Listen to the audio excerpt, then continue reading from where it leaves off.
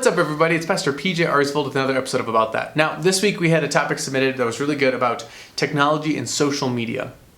And this is such a big topic. I'll just tell you right now, I can't cover everything in one video. There's so many different angles to look at this and so many things to consider. And so I'm just going to give you some general big picture thoughts from a Christian lens of how we can approach technology, whether it be what we watch, movies, shows, how much we're on our phone, stuff like that.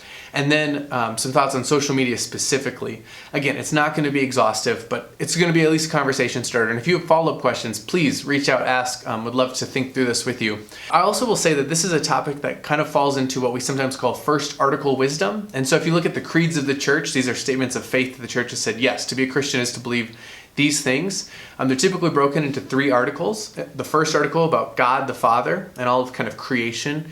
The second article about God the Son, that is Jesus, and what he's done to redeem us. And the third article about the Holy Spirit and the new life that brings, the resurrection, the church, all of that.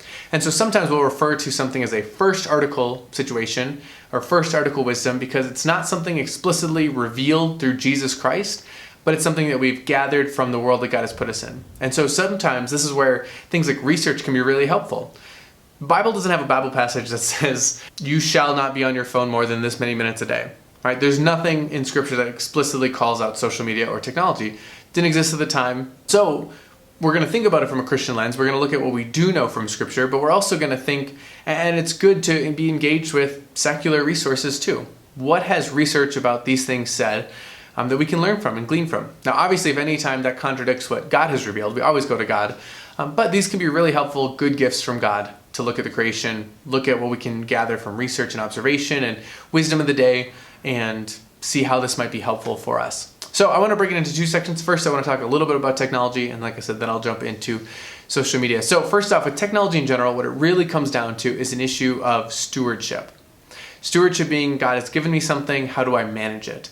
And especially this comes into play with stewardship of our time, of our mental energy, of our attention, our focus. Because one thing that is not new is distraction. There's always been distractions. People have always been looking for ways to entertain themselves, always been ways to not deal with things. But one thing that technology does really well is it is very good at optimizing distraction.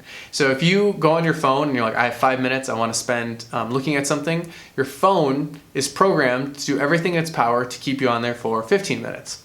Likewise, if you have 30 minutes to kill, or an hour to kill on social media, it's going to try and get you to spend 2 hours, right?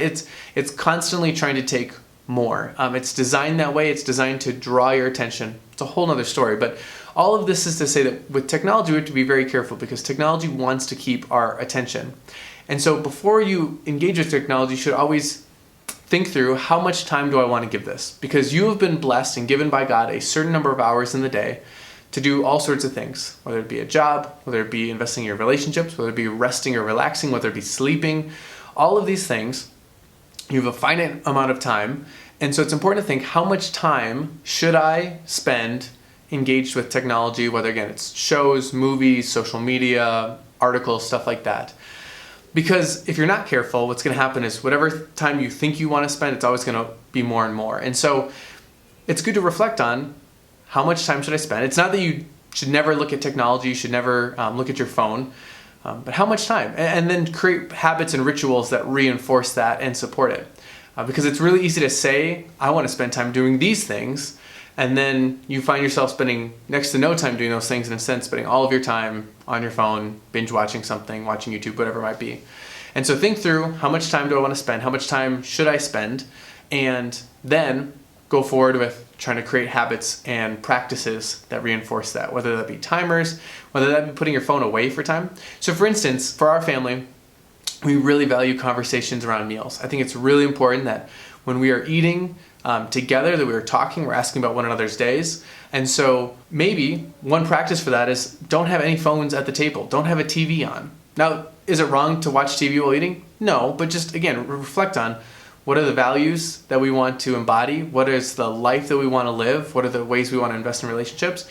And look for the ways that technology can interfere with that and take appropriate steps. I know some people, for their Sabbath, when they are resting, they're not at their job, they're enjoying company and people and doing all sorts of other things. It's kind of a tech-free day for them. And actually, if you go over to Israel, the people who really observe Sabbath, they don't use any electronics for that day. And so it's a day spent sharing stories with one another and doing other things. So maybe consider something like that. But just realize that you are stewarding your time, and technology is always going to try and take more time than you want to give it. And so think through ahead of time, how much should I spend on technology? How much time, energy should I pour into this? And draw clear boundaries and do what you can to create practices and rituals that reinforce that. Maybe it means that you put your phone away an hour before you go to bed so you can sleep better, so you can process things.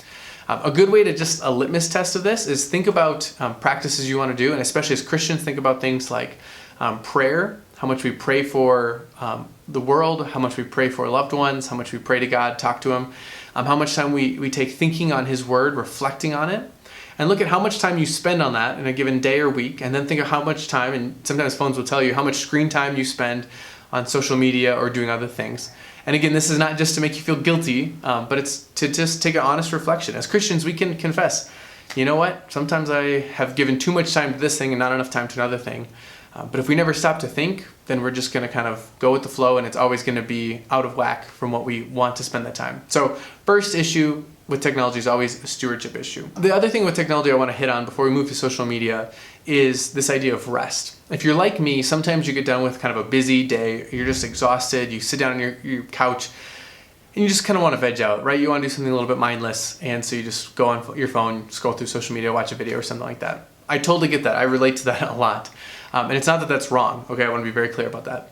But what I will say is just sometimes take note about how rested you feel in doing something like that. So sometimes it's like, I'm exhausted, I just need to do something restful. And so we'll put on a show and we'll scroll through our phone.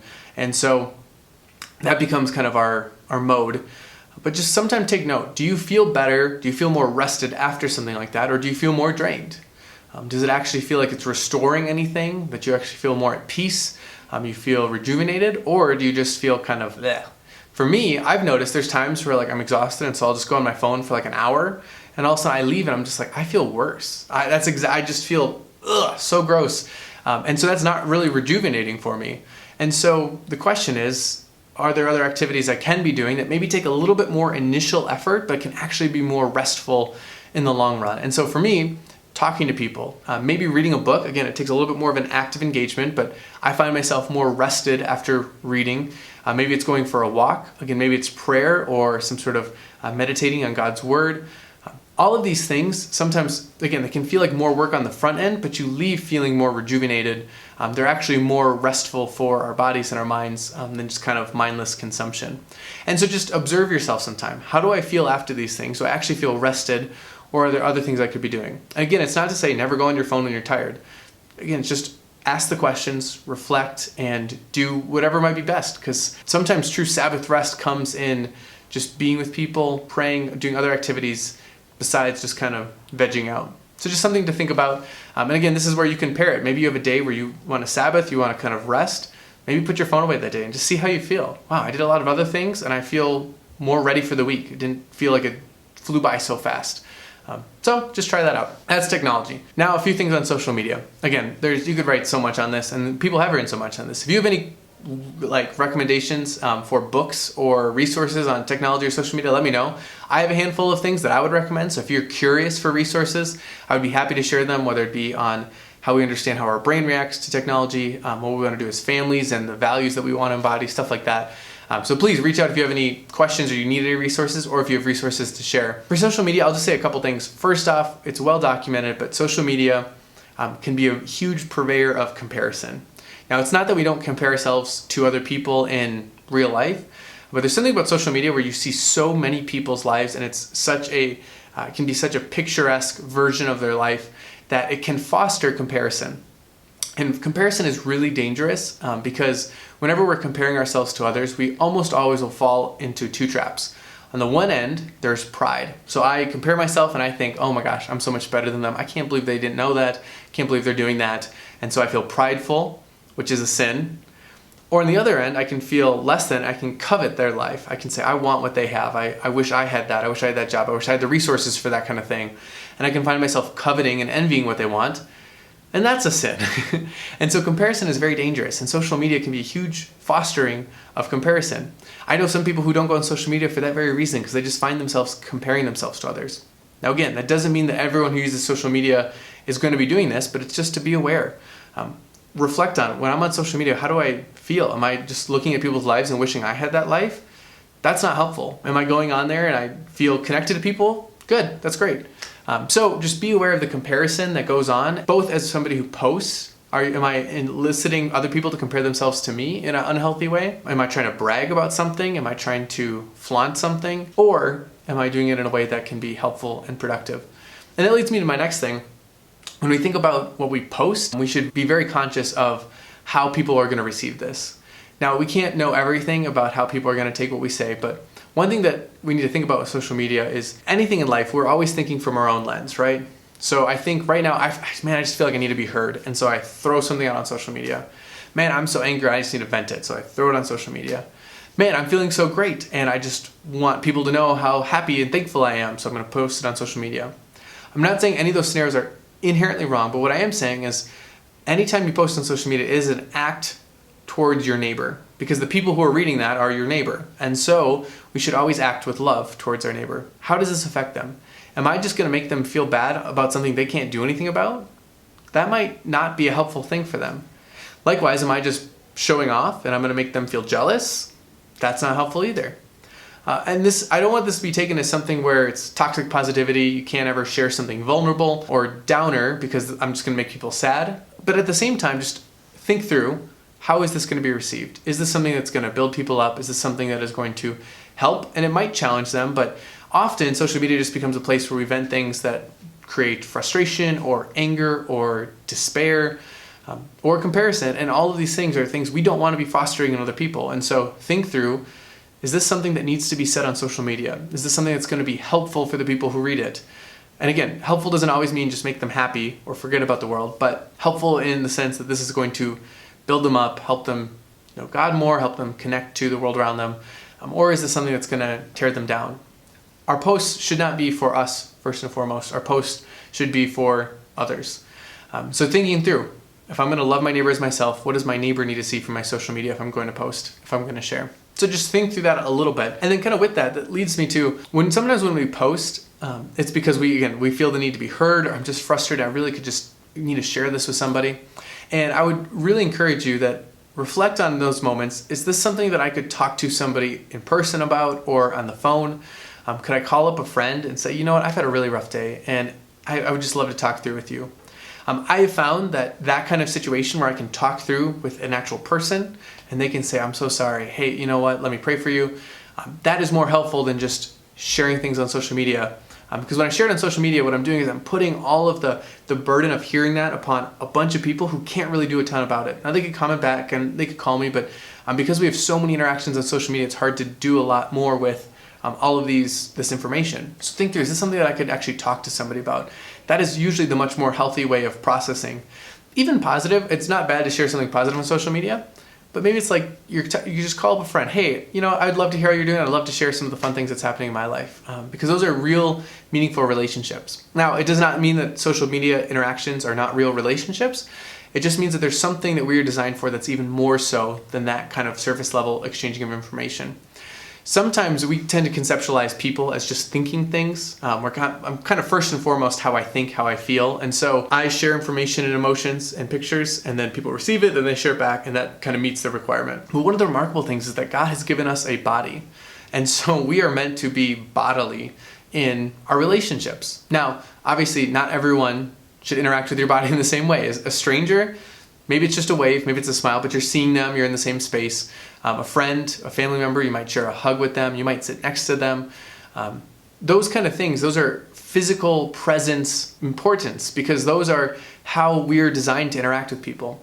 Now, for somebody like me, I don't live in the same state I grew up in, and so social media is a good job of kind of keeping up to date with the life updates of friends and family back home. But it's crucial, no matter where you are, that you have relationships where you're at, in the same physical space where you actually see people, you actually talk to people. That's how we were designed as human beings, and we're not meant to live without that. So I just highly encourage you not to allow all of your relationships to exist solely on the intellectual exchanging information level, but also in a bodily presence way, that I'm with you. Hey, we go for a walk together. One of the things that this does too is it helps us be a real kind of authentic. There's a big push right now on social media to be authentic. And I commend that, right? Because we're trying to go back and push back against the kind of picturesque presentation of life. But one of the things that's true about social media, and just natural, is that everything is curated. I can make the most vulnerable, authentic post I want, but I'm still choosing what words to type. I'm still choosing what pictures to share. There's still a certain level of curating. How do I want to present myself to the world? Now, we do this every day, right? I fixed my hair today. I put on a shirt that I was aware that people would see. But there's something really authentic about being around somebody. There's something really authentic about I can't hide everything when you actually see me. So for instance, I have this little cowlick in the back of my hair, and so I often have this little tuft of hair that just shoots up, and I despise it. I always try and make sure it's down. But there are days where I'll go my entire day, I'll interact with a ton of people, and I'll get home at the end of the day, I'll look in the mirror and realize that this thing has been up all day, and I have this little rooster tail, and it's so frustrating. But that's one of those things that on social media, I just don't share that photo, right? I'll make sure that my hair looks nice. And even if I do want to share a funny photo or kind of something about that, I can kind of be playful with it. I can kind of control the narrative around it. Where that day there was a ton of people who I was totally serious with. I was just having a normal conversation, whether it's personal or work or something. And I had this dang rooster tail. And that's really authentic. It's really real because it's an unfiltered version of me, because it's just me in real life. And so there's something really authentic and beautiful about real relationships in person. Again, not that we should lose touch with people that we no longer live by, but making sure we're not neglecting having relationships where we are. So this is just a few things about technology, stewardship of our time, of our rest, and social media, the danger of comparison, thinking about how people are going to receive what I post and what it does to them. You could spend so much more time talking about all of these. This is just a few thoughts to hopefully help get you thinking, to get you reflecting. I hope it was helpful. If you have questions, follow-up things on social media technology, I would love to hear it. Like I said, if you have resources or are looking for resources, let me know. Yeah, but with that, hope you have a wonderful week, and I'll see you next time.